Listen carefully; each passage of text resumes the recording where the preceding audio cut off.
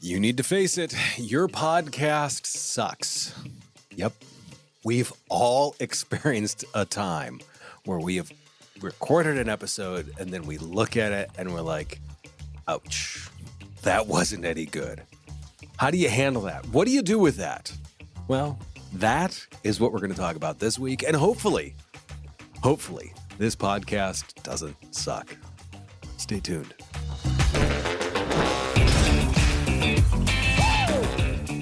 If you've recorded more than 3 or 4 episodes, you have probably walked out of the studio or just wherever you're recording and been like, ouch, that wasn't good.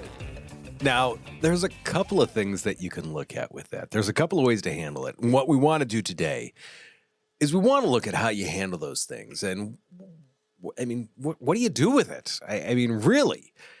Do you just throw it out and start over again? Well, depends. So first off, what I want to talk about is let's look at professional athletes. And most of us are not professional athletes, but everyone knows, everyone can think of a game where the superstar just didn't show up. I mean, they were there. They were on the court. They were on the field. They were at the track, whatever it is. But they just didn't bring it. What I'm getting at here is even top tier, unbelievably high-performing people have off days. It's going to happen. It will happen. In fact, it's probably better that it does happen so you can learn from it. So the first thing that I want to say is you have to accept the fact that off days are going to happen. You're going to have a day where you're going to walk out of the studio and be like, I don't even know if I want to publish that. Think about it before you throw it in the garbage, but realize you are going to have days where that is going to happen. So first off, what I want you to, the first steps of what I want you to do when that does happen is like, let's go back and look at this. Let's learn from this. People talk about when you fail, you should fail fast because then you learn a lot of things very quickly. When you have a bad podcast, I want to make sure that you learn a lot of things very, very quickly from it. You take like, why did this go so sideways? What happened? I had someone in right before I'm recording this episode. I had someone in the studio. It was a decent podcast, but it wasn't up to the level of what they normally do. I mean, still good. Still something that I'm going to enjoy listening to. Still something that we're going to enjoy editing. But it wasn't up to the top tier level of what they normally do. And when they said, yeah, I wrote this out this morning, I was like, because this is someone that typically writes things out days in advance and takes a couple of rehearsals with things, goes through things. They're very smooth. They're very well delivered. This had some hiccups to it. It wasn't off, but like I said, it wasn't like Michael Jordan scoring 80 points. It was more like he had a 20-point game. So that is one of the big things that I say about this is host prep comes down to so much of this. If this is rehearsed, if you know where you're going, if you know what the next thing you're going to say is going to be, even if you don't have the exact words, you know how to tie things together. You know how to pull it all together. That makes a huge difference. Rehearse your own material. Know your talking points inside and out. I mean, even though we always preach, you're an expert at this. Know where the points are. Know how you want to say those things. Something else, do some vocal warm-ups. Read something out loud in the studio before you hit record. So that way you know where you're at. You're using your voice as an instrument. It's not just talking. Make sure you're projecting. Make sure you're using the microphone. Warm up with that. This is, once again, I'm going to make a lot of sports analogies with this. If you want to prevent those off days, make sure you show up with an on day. Guests can sometimes be a little bit different. I've had guests walk into the studio that were just the most brilliant, talkative people that give me 1- and 2-word answers. And I've seen it happen to so many other people. They get these wonderful people and they're like, so tell me how you started. It just seemed like a good idea. And then they're looking across the table like, what? Can you elaborate on that? Well, just the timing was right. What happened, people? Guest prep. So getting a feel for how that person is going to, work in the studio. Maybe get on a Zoom call ahead of time. Something of that nature, so you have an idea of how that person's going to react. Now, in the same sense, make sure that you are crafting those thoughtful questions. Make sure that you are, getting that background information that you need to ask those types of questions. Provide them I typically don't recommend you provide them with the questions, but provide them with the subjects and say, look, here's the 2 or 3 areas that I'm going to talk about specifically. Once again, you're going to ask the questions in a different manner. We don't necessarily want them with rehearsed answers, but we do want them with feeling very, very comfortable with the answers that they're going to give. Something that, if you're in the studios, it's not a problem for you, but it can be a problem for many people at home. Double check your audio, double check your internet, backup, look at your recording options, all those things. Test those half an hour before you're going to get, if you're doing something remote, test those half an hour before you get on the call. Sign in. Google Meets will let you have a meeting with yourself. Go ahead and do that. Have a meeting on your computer with your phone. You can test the settings. You can listen to the audio. You can see those items. Hey, how do I look? Is the lighting off? Is my microphone in the right spot? Do I sound okay? What's my internet like? Those are things that you can do ahead of time. Just log on for a minute or two and then go back to doing what you were doing while you wait for the podcast to start. It's that type of preparation. Once again, it's these preparation pieces that can help you prevent your episode from going sideways. In that, when you're prepared, it becomes much easier for you to expect the unexpected. If things are going smoothly with the stuff that you can control, something coming in from left field that you can't control is much easier to manage. If everything's a mess and something else comes in that's messy, well, then that's just as a recipe for things to get ugly. Like I said, we've talked about the shy guest. Guests can transform when you hit that record button. Have open-ended questions ready for them. Encourage them to elaborate. Create that comfortable conversational atmosphere. The dominant guest. If you got someone that's just like bogging things down, they can't stay on subject. They're just dominating the conversation and they're not letting you ask the questions you want to. First off, don't be afraid to interrupt. But second off, do it with hey, that's a great point. And speaking to, let's go adjacent here. Or, okay, let me hold you up for a second. I'd like to go back and revisit this other thing. It's no problem to do that. Make sure, you're supposed to be in control. Don't worry about appearing rude, because it's your show. You're the one that's supposed to be in control. So those are the ways to keep those, the guest piece from going sideways. As we mentioned, the unexpected pieces, you guys know, in many cases, I'm using bullet points from the computer that's sitting in front of me right here. What happens if this goes sideways? Well, in many cases, we actually have a backup tablet here in the studio, so that if the computer goes down, I can still get the information from a tablet. What happens if there's a camera issue? Well, make sure that you've got a backup webcam. What happens if there's a microphone issue? Make sure that you've got at least earbuds or something like that, something else that has a microphone in it. Nothing else. Make sure that headphones like the set that I have on, you can find headphones for $25. Have a set of those stored away. That way, once again, if something goes sideways, you've got something that you can grab, you can plug in, and you can be ready to go. Now, internet connection can often be another separate deal.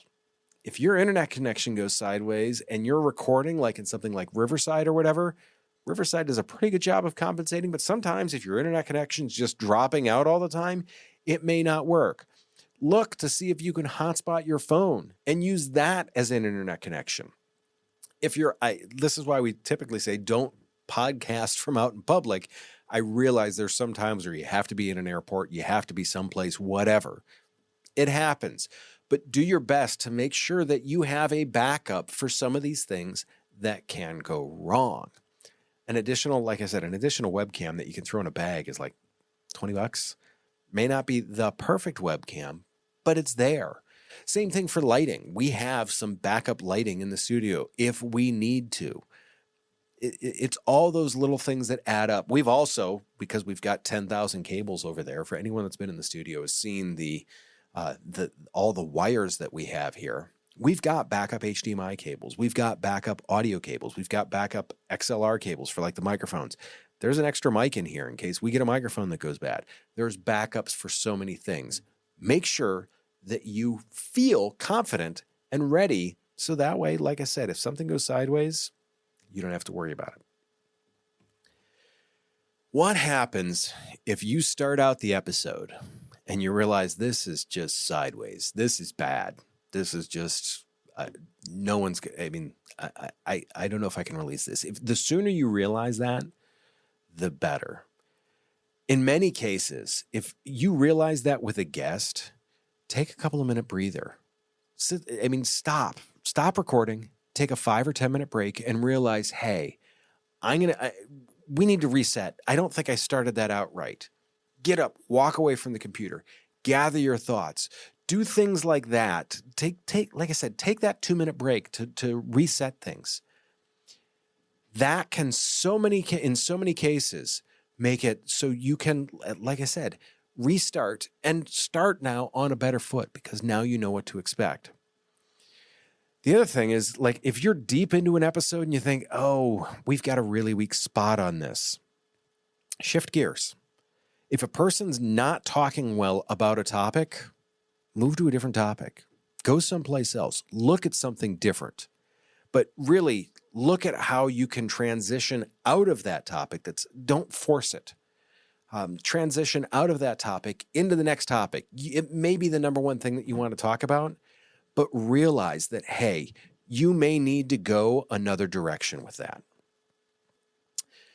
Additionally, I always say, know what some of your core strengths are when it comes to podcasting. If it's asking questions, if it's the charisma that you have, maybe it's your voice, maybe it's, any one of those pieces.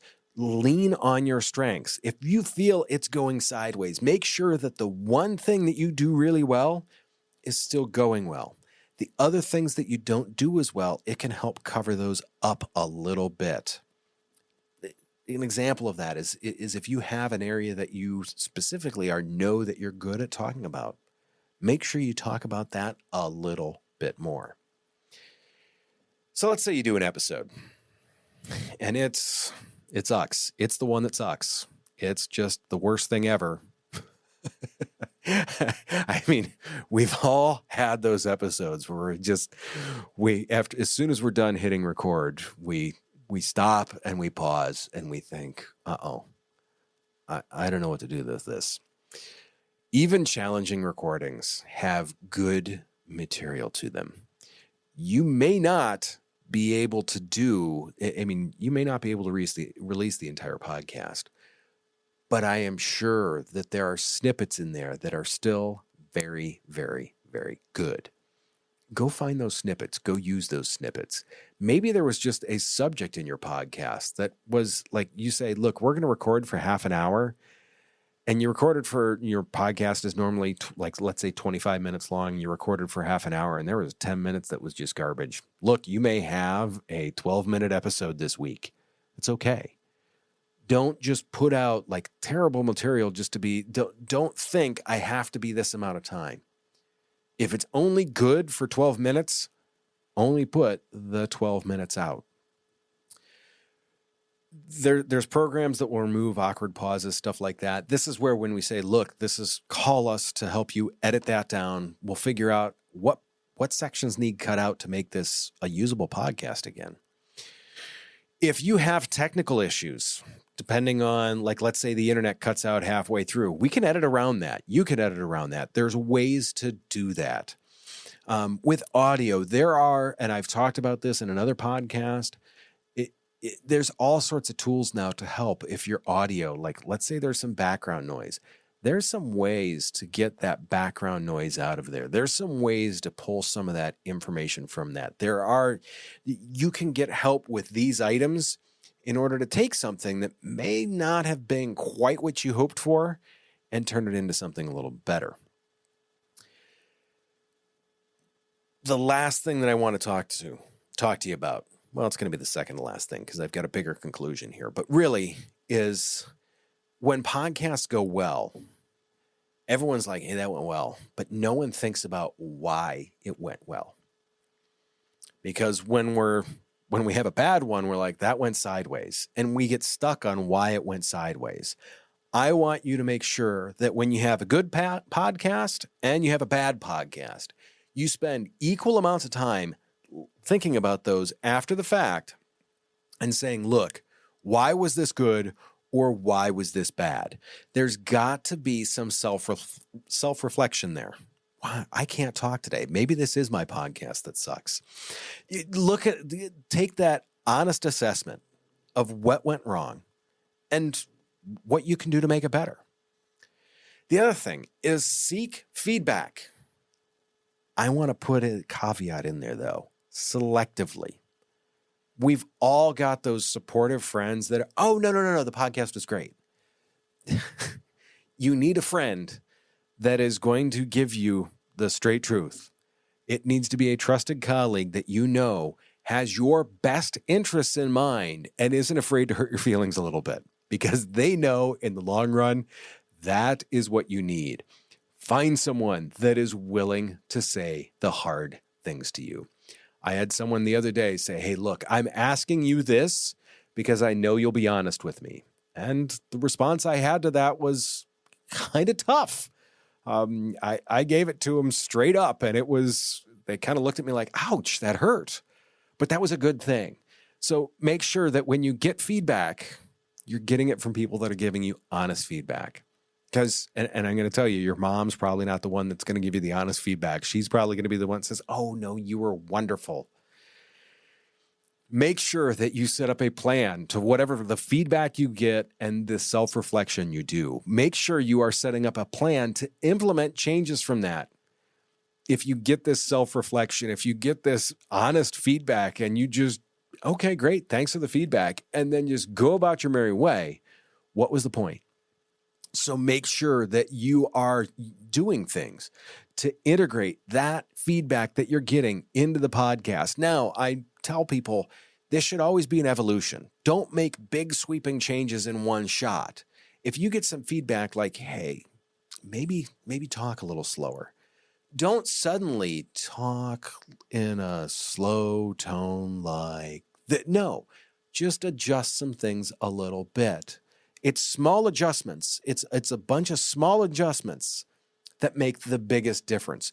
Big adjustments come across as inauthentic, and authenticity is, have I mentioned authenticity before? If you've listened to more than this episode, you realize just how much I will hammer on that, because it truly is that important. So what do we want to look at here? And this is kind of my final thoughts with this. Like the bigger picture with this, because really, podcasting isn't about this episode. It is about all of the episodes. It is about your podcasting journey. There's going to be good episodes in there. There's going to be bad episodes in there. That happens. So the one thing that I want you to do, remember that one less than perfect episode, in fact, a couple less than perfect episodes, they do not define your entire podcast. There are some episodes of podcasts that I listen to where I was like, wow, that was amazing. And there's others of like, okay, that's okay. Without the bad, we don't get the good. Now, make sure it's not atrocious, but keep that in mind. What you need to do is focus on making sure the overall quality and consistency of your show is there. Show up every week or every other week, as often as you're doing it. Make sure you're showing up for that. Make sure you're showing up on time. Make sure you're doing the right things. That is the number one key. It is that consistency. The other thing I want to say is make sure you are learning from it, move on, and make it actionable. Keep providing that value to your audience. As long as they see you improving, they will keep showing up. They are going, the last thing that I want to say about when your podcast sucks, is it going to make people stop listening to you? Probably not. The likelihood is pretty slim. Your audience is really going to appreciate that authenticity. And when you have a killer episode, they're going to love you for those. That is the biggest piece to this that I want you to take home. Your audience is going to appreciate the fact that you were vulnerable enough to say, this was less than perfect, but I still wanted to put it out there for you guys. That being said, what are your thoughts on this? If you've had an episode that is, let's say, less than stellar, let me know. I would love to actually go out and listen to those less than stellar ones and say, look, what do you think happened there? How do you think you can make it better? Have you made it better? Because that is always the big question. Do me another favor. Leave us a review. Would love to hear from you on the reviews, things of that nature. Those help us out immensely. Subscribe. Share on all the platforms, all that other happy stuff that everyone else asks you to do. With that being said, you know exactly what's coming next. I want you to do me a favor and take care of yourself. If you can, take care of someone else too. I will see you very, very soon.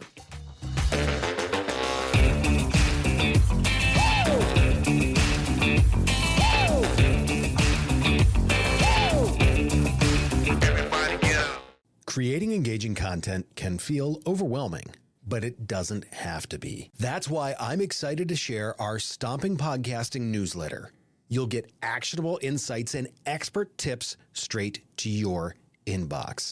These are to help you maximize your video marketing and podcasting return on investment. Head over to the show notes and click the link to subscribe to our free newsletter. Don't miss out on this opportunity to become a video marketing and podcasting pro.